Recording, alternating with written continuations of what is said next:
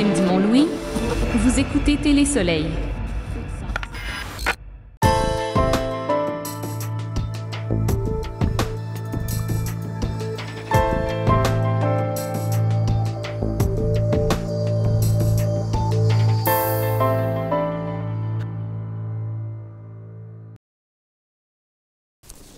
Bonsoir tout le monde, bienvenue à la séance ordinaire de la municipalité Saint-Maxime du Mont-Louis, la séance du 11 mars 2024.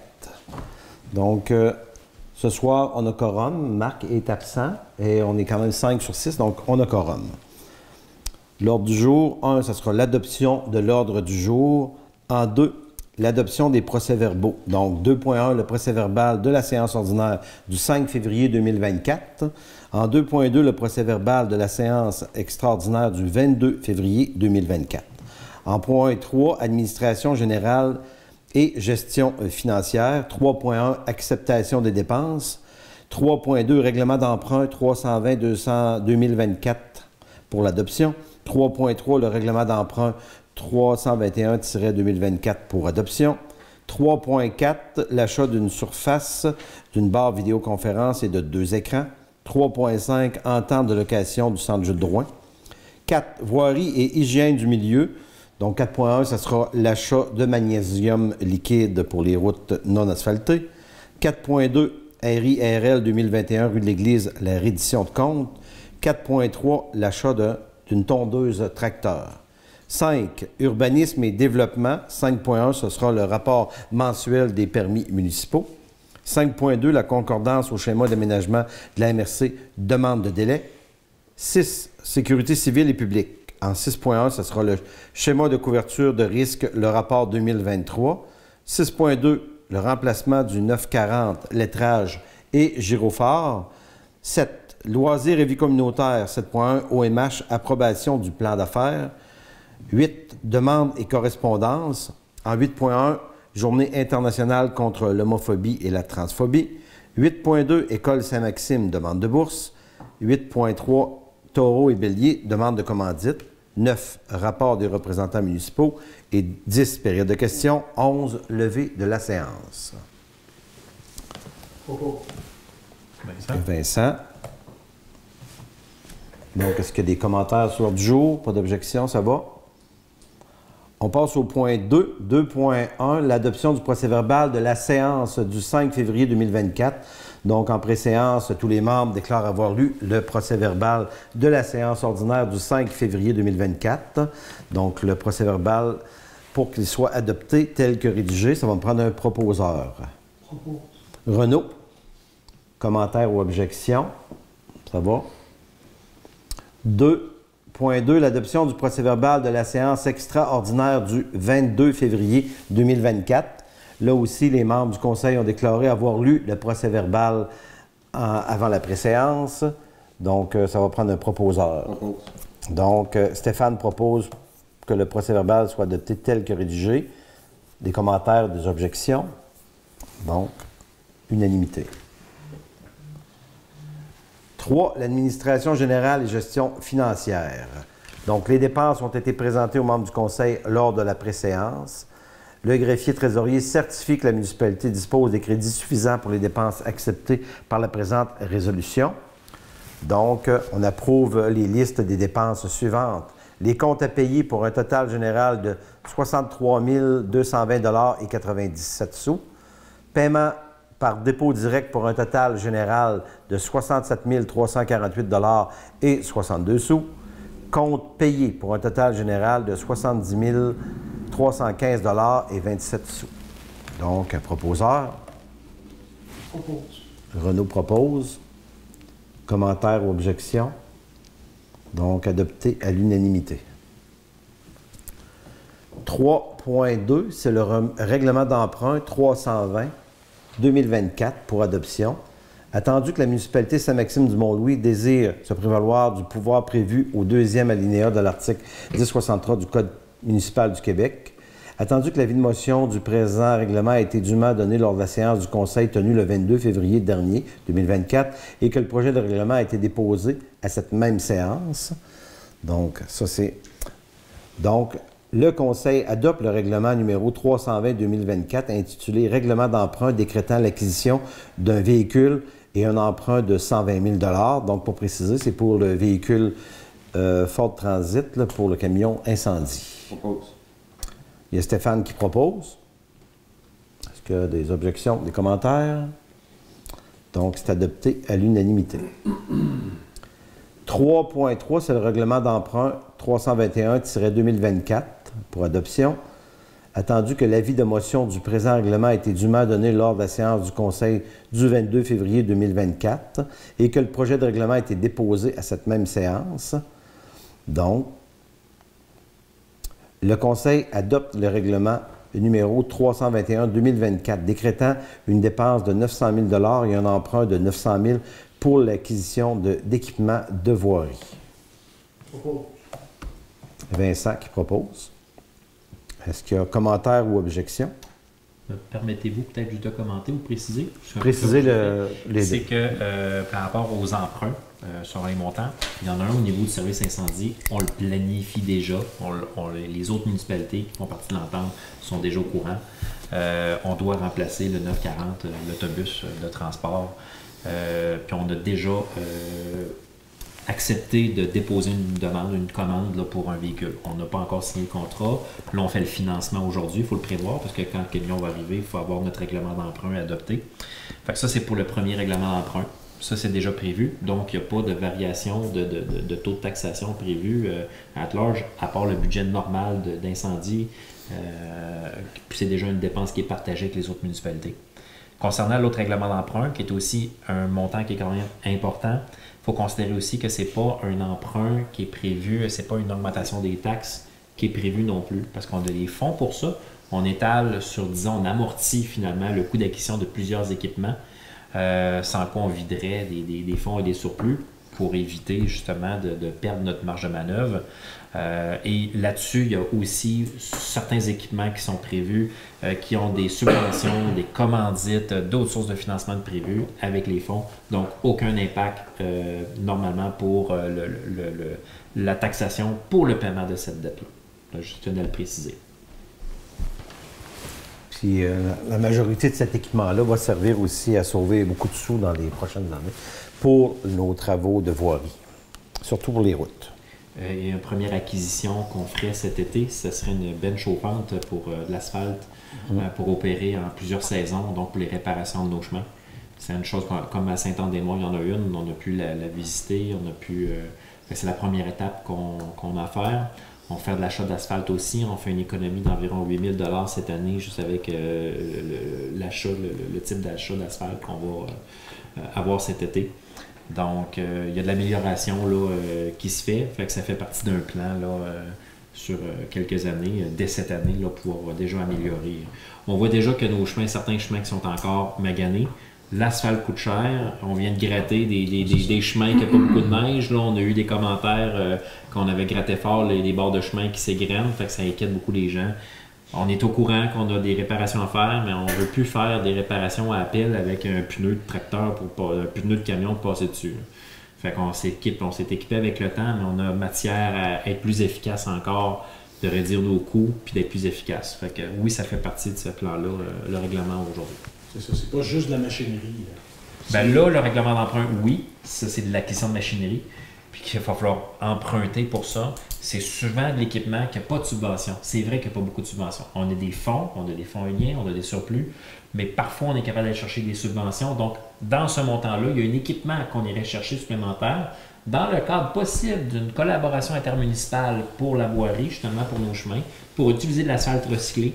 Mais ça, c'est pas avant d'avoir une subvention, parce qu'on parle de deux équipements en particulier. Là, dans le règlement d'emprunt, on parle d'une machine pour l'asphalte recyclé à environ 160 000, un paveur à 110 000, on parle de près de 300 000. Mais à 300 000 de règlement d'emprunt, il ne faut pas oublier que ces équipements-là, on va aller les chercher si on obtient, avec une collaboration intermunicipale, une subvention de 80 %. En tout cas, c'est du moins ce que le programme actuel prévoyait, qui est vide. Il faut attendre un nouveau programme, par exemple, l'année prochaine, si il sort une nouvelle enveloppe. Mais on sera prêt à ce moment-là si le programme ressort. Donc, on a vu notre proposeur pour ces points-là. C'est fait. Bon, on va aller au 3.4. L'achat d'une surface et d'une barre de vidéoconférence et de 2 écrans. Donc, ça, c'est l'équipement pour l'administration. Le Conseil autorise l'achat d'un ordinateur surface, d'une barre de vidéoconférence et de 2 écrans pour l'administration en réservant un montant de 3 000 $ des fonds Energix. Ça prend un proposeur. Renaud. Donc, pas de commentaires, pas d'objection. Donc, c'est résolu à l'unanimité. 3.5, entente de location du centre Jules Drouin. Donc, il est proposé que le Conseil autorise le maire Claude Bélanger et le directeur général Danny Bergeron à signer les ententes de location du centre Jules Drouin présentées pour le Club Lyon de Mont-Louis et le Centre d'action bénévole des Chic-Chocs au tarif de 10 $ le bloc de location, selon le calendrier à fournir, et ce, pour une durée de 5 ans. Tim qui propose. Commentaire, pas de commentaire, pas d'objection, donc c'est adopté à l'unanimité. En 4, la voirie et l'hygiène du milieu. Considérant que les aménagements à la montagne ont offert le prix le plus bas pour la fourniture de l'épandage de magnésium liquide en 2024, il est proposé que le Conseil accepte l'offre et octroie le contrat aux aménagements à la montagne au tarif de 650 $ le mètre cube pour un besoin estimé à environ 17 mètres cubes, et ce pour un épandage avant le 7 juin 2024. Donc, le Conseil affecte l'excédent budgétaire de dépenses estimé à environ 3 200 $ au surplus cumulé. Donc, ce matériel-là, le magnésium, plus efficace que le calcium parce qu'il reste là plus longtemps, et c'est pour paver nos routes municipales non asphaltées. Donc, ça permet qu'il n'y ait pas de poussière là, pendant plusieurs mois, les mois d'été, les mois importants. Là. Fait que c'est à ça que ça va servir. Et le calcium, le prix pour les municipalités qui achètent le calcium, c'est 550 le mètre cube, donc une différence de 1 700 $ sur à peu près 10 000 $. Fait que nous, en acceptant le magnésium, on était tous d'accord pour dire que le 1 700 $ en valait largement la chandelle par rapport à la qualité du produit. Oui.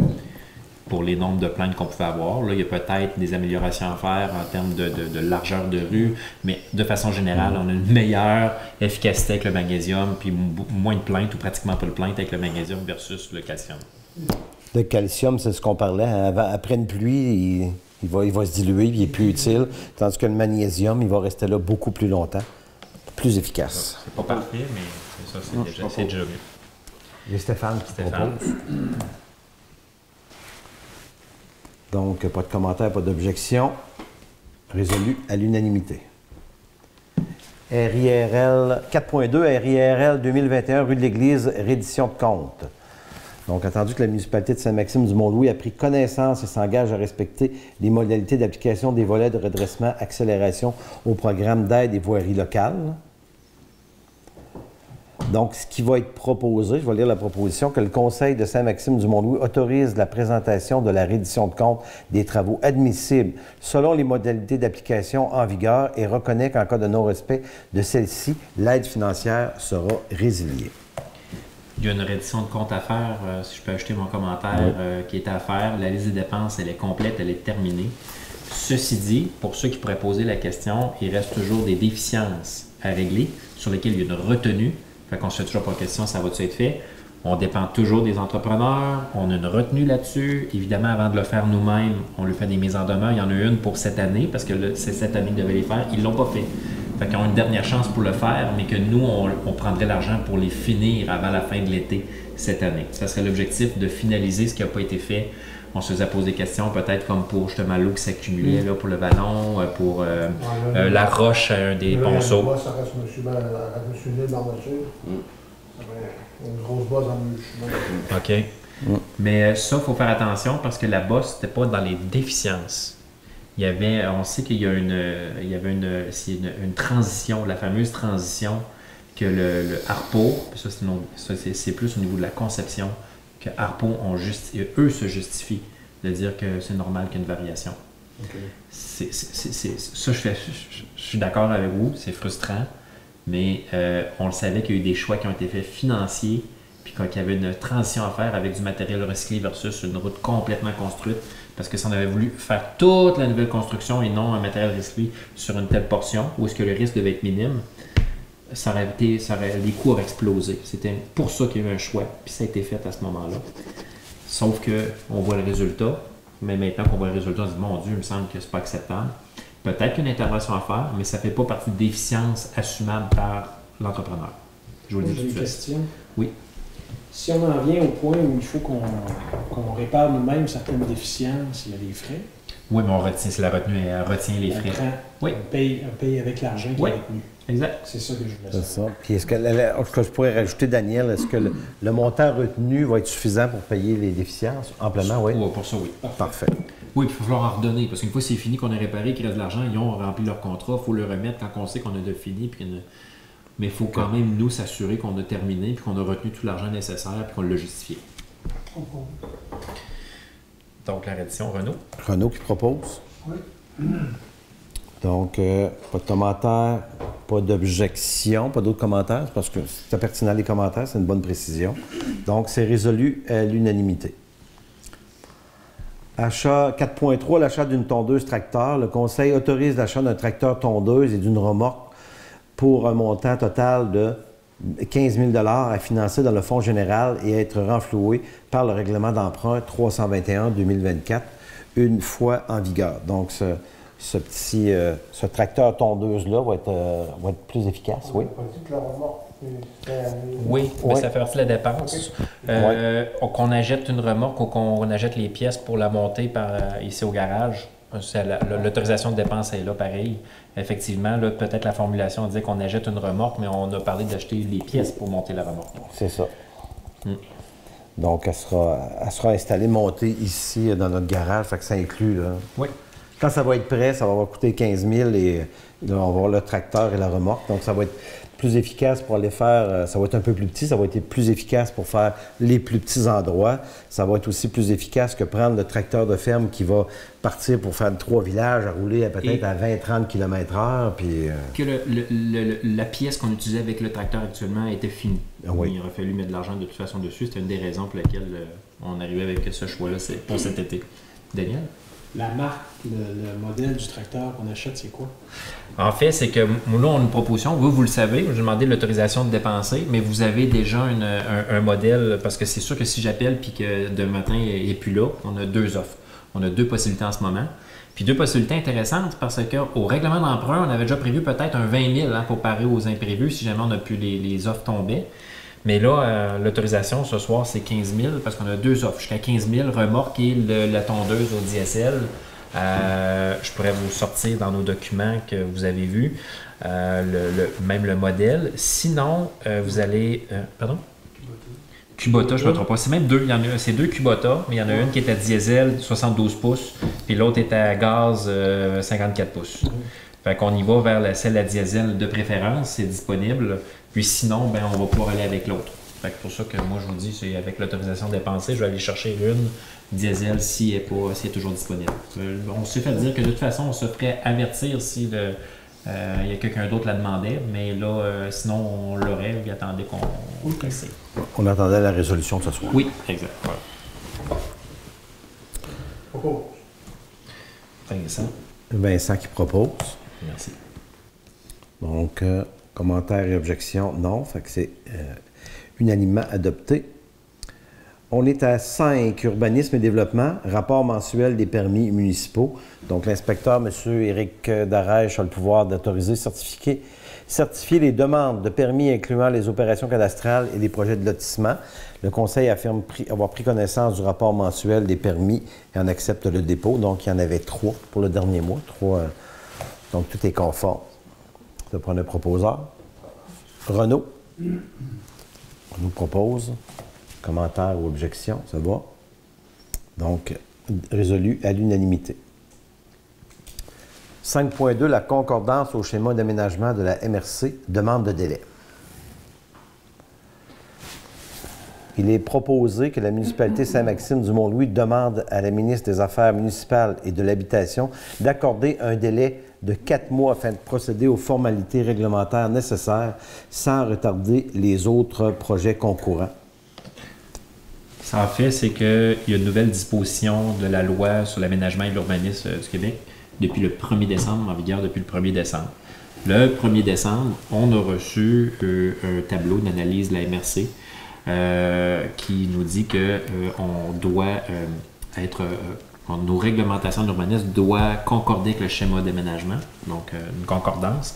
Il y aurait 3 règlements de la MRC de Haute-Gaspésie qui ont été adoptés, puis qu'il n'y a pas eu de retour de notre part, par exemple, comme quoi on aurait fait des modifications pour s'assurer qu'il y a une concordance. Mais il n'y avait pas cette obligation auparavant.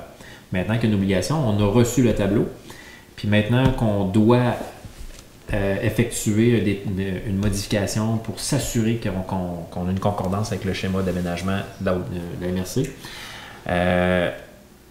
Normalement, tant qu'on ne le fait pas, toute autre modification au règlement de zonage qui nécessite un certificat de conformité de la MRC, ben, la loi prévoit qu'elle empêche la MRC de nous délivrer ces certificats-là. Fait que ça nous empêche de faire des modifications au règlement de zonage, de changer nos règlements, des dérogations. Normalement, on ne peut pas avoir de certificat de la MRC. Fait que, mais on peut, la loi prévoit, depuis le mois de décembre, de faire une demande. Donc, en ayant posé des questions, on a commencé par demander à Gaston Saint-Pierre, avec qui on travaille sur justement notre révision du règlement de zonage, de travailler justement sur ces 3 points-là, ces 3 règlements de la MRC, pour voir s'il n'y a pas des modifications à faire, si on n'est pas déjà concordant. Il y a quand même peut-être quelques modifications, quelques précisions à faire. Donc, ils travaillent dessus. Mais avec des questions, on me dit que ça prenait une résolution du Conseil. Donc, vous êtes au courant qu'on doit demander un délai. Parce que sans délai, la suspension s'applique. Et si on fait une demande, le ministre peut nous accorder un délai. C'est pas garanti, mais on fait une demande en expliquant le pourquoi. Parce qu'il faut penser à l'avenir. Quand il va y avoir dans le futur toute modification au niveau de la MRC, il va falloir nous s'assurer qu'on fasse les modifications. C'est comme toutes les municipalités. Capcha, c'est la même chose. On a le même mandat avec Gaston Saint-Pierre. On vit toute la même chose. On a même suggéré à la MRC de communiquer avec nous à chaque fois qu'il y a un règlement qui touche le schéma d'aménagement, par exemple, et qui touche cette obligation-là, de peut-être nous fournir un modèle au lieu de à chaque fois travailler chacun notre bord et répéter le même travail avec des consultants pour modifier notre réglementation, ou de passer à côté d'une modification qui est nécessaire, puis apprendre par surprise que, par exemple, on ne peut plus modifier nos règlements. Donc, on prend ça au sérieux. Puis ce soir, ben, c'est la demande que vous acceptez de faire à la ministre pour un délai de 4 mois. C'est vraiment le temps nécessaire d'avoir un projet, de le déposer à une séance, de réadopter, parce qu'en urbanisme, ça prend 2 séances. Après 2 séances, ça prend une consultation.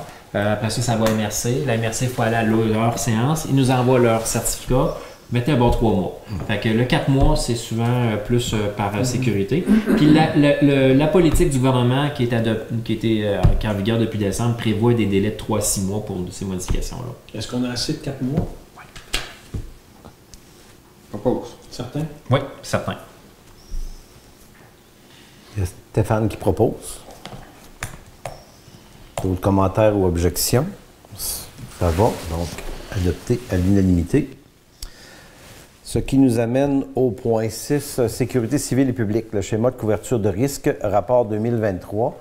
Considérant le rapport annuel 2023 du schéma de couverture de risque en incendie, en sécurité incendie et d'organisation des secours de la MRC de la Haute-Gaspésie, a été transmis ce 26 février 2024. Considérant qu'en vertu de la loi 35, d'article de la loi 35 sur la sécurité incendie, notre municipalité doit adopter par résolution ce rapport annuel. Il est donc proposé que le Conseil accepte le dépôt et adopte le rapport annuel 2023 du schéma de couverture de risque en incendie, en sécurité, incendie et d'organisation des secours de la MRC de la Haute-Gaspésie. Ça va prendre un proposeur. Propose. Stéphane? Donc, commentaire ou objection? Non, ça va. Donc, résolu à l'unanimité. 6.2, le remplacement du 940, qu'on a parlé un peu plus tôt, mais là, c'est le lettrage et les gyrophares. Donc, considérant que la municipalité fera l'acquisition du véhicule de remplacement du 940 du service incendie et qu'elle souhaite effectuer le lettrage et l'installation de gyrophares requis, il est proposé que le Conseil autorise le directeur incendie, lorsque le règlement d'emprunt 320-2024 sera en vigueur, à procéder à l'acquisition du lettrage chez Concept K au montant de 2059,68 $, avant taxe. Que le Conseil autorise également, lorsque le règlement sera en vigueur, l'acquisition des équipements supplémentaires chez Équipement SH au montant de 4 419,42 $ avant taxe. Tim qui a proposé, c'est ça? Commentaires et objections, il n'y en a pas, donc résolu à l'unanimité. Oui, c'est ça, il se répète 2 fois. C'était le titre. En fait, c'est pour l'OMH. J'ai pas eu le temps de... Donc, 7.1, ce sera OMH, approbation du plan d'affaires. Considérant que les municipalités de Capcha et de Mont-Louis seront en alternance au conseil d'administration de l'Office Fleuve et Vallée et qu'elles devront déposer leur plan de représentativité à ce conseil, il est proposé que le conseil accepte le plan d'affaires du nouvel OMH du 16 janvier tel que rédigé en incluant les modifications du 30 janvier. Propose. Daniel propose. Donc, il n'y a pas de commentaires ou d'objections, donc c'est résolu. Je résume un peu. Oui, oui. Donc, c'est quand même assez simple. Il y a un regroupement des OMH, OK, de 4 MRC. La Haute-Gaspésie, la Matanie, Métis et Matapédia. OK? Ce qui est important pour nous, ici, au conseil municipal, c'était que l'OMH de Mont-Louis conserve une prise sur sa gouvernance. On a réussi à obtenir une alternance avec Capcha sur le conseil d'administration du nouvel office qui va s'appeler Fleuve et Vallée. Donc, à ce moment-là, on est d'accord, on accepte le plan d'affaires. Merci, Daniel. Voilà. Donc, on avait eu notre proposeur, c'est fait. On va en 8, demande et correspondance. 8.1, la Journée internationale contre l'homophobie et la transphobie. Donc, considérant que la Charte québécoise des droits et libertés de la personne reconnaît qu'aucune discrimination ne peut être exercée, que le Québec est une société ouverte à tous et à toutes, y compris à toute la communauté LGBTQ, que malgré les efforts pour une meilleure inclusion des personnes LGBT, l'homophobie et transphobie demeurent présentes encore dans notre société. Considérant que le 17 mai est la journée internationale contre l'homophobie et la transphobie, considérant qu'il y a lieu d'appuyer les efforts de la Fondation Émergence dans la tenue de cette journée, il est proposé de proclamer le 17 mai Journée internationale contre l'homophobie et la transphobie et de souligner cette journée en tant que telle. Donc, un proposeur, Renaud. Donc, aucun commentaire, pas d'objection, donc c'est adopté à l'unanimité. École Saint-Maxime demande de bourse. Donc, comme à chaque année, l'École Saint-Maxime nous sollicite pour une demande de bourse pour remettre aux finissants. Donc, comme les années passées, bien, il a été décidé, on décide, ce qu'on propose, dans le fond, c'est que le Conseil donne une bourse de 300 $. Vincent propose. Il n'y a pas d'objection, pas de commentaire. C'est bon. Ça, c'était 8.2. 8.3, Jardin, Taureau et Bélier, demande de commandite. Donc, ce qui nous avait été demandé, c'est que Taureau et Bélier, on connaît le cynisme, ce qui est arrivé. Donc, ils ont perdu une bonne partie de leur équipement. Donc, pour un peu se renflouer, ils nous demandent une commandite. C'est qu'on offre la salle en commandite pour l'organisation d'un souper de financement. Donc, le Conseil accepte d'offrir la salle en commandite. Le souper, c'est le 30 mars. Hein? Oui, c'est le 30 mars. Donc, c'est le 30 mars. Je ne vais pas... Bon, genre... souper cabane à sucre. C'est un souper cabane à sucre. OK. C'est pour donner un coup de main à Taureau Bélier. OK. Qu'il y a eu lors de la tempête du mois de décembre, les dommages, une perte totale de presque de serre qui venait tout juste de financer. Donc, une nouvelle initiative appréciée, je pense, dans la communauté. Ouais. Et que c'était pas ils voulaient s'assurer, c'est les assurances qui n'ont pas voulu assurer pour ce risque-là. Fait que c'est vraiment dans cette optique-là d'aide au développement puis d'après sinistre pour notre économie puis nos entrepreneurs. Est-ce que pour ce souper-là du 30 mars, on sait la date, ça va être au Centre Jules Drouin, est-ce que les gens peuvent se procurer des billets à l'avance et auprès de qui? Avez-vous des informations? Bonne question. Mais on peut... Je pense que c'est à la marée. Je pense qu'ils ont des billets à la marée. Si vous allez à la marée, c'est sûr que vous allez avoir de l'information. Oui. Mais même moi, aujourd'hui, en ce moment, je sais pas, je n'ai pas l'information si les billets sont déjà en vente ou si... OK. Ouais.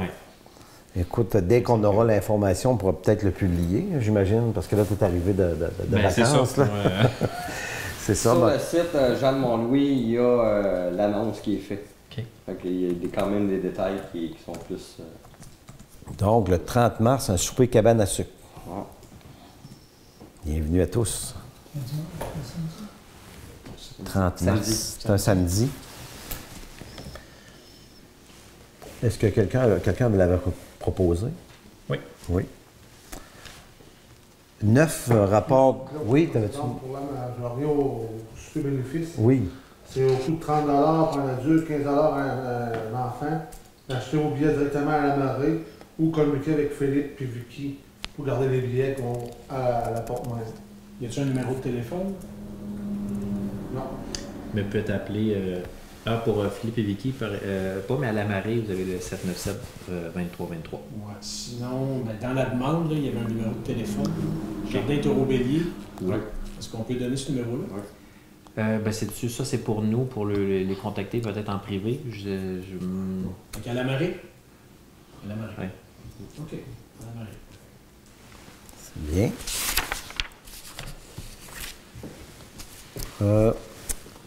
J'ai deux messages.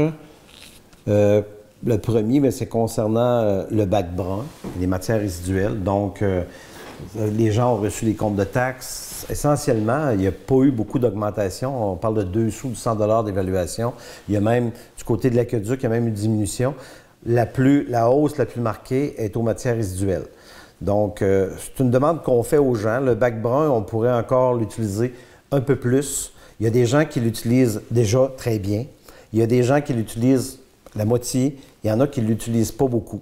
On ne demande pas d'être parfait du premier coup, mais si on ne l'a pas utilisé encore, bien peut-être s'informer. C'est assez facile. Tout ce qui est de la nourriture peut se déposer dans le bac brun.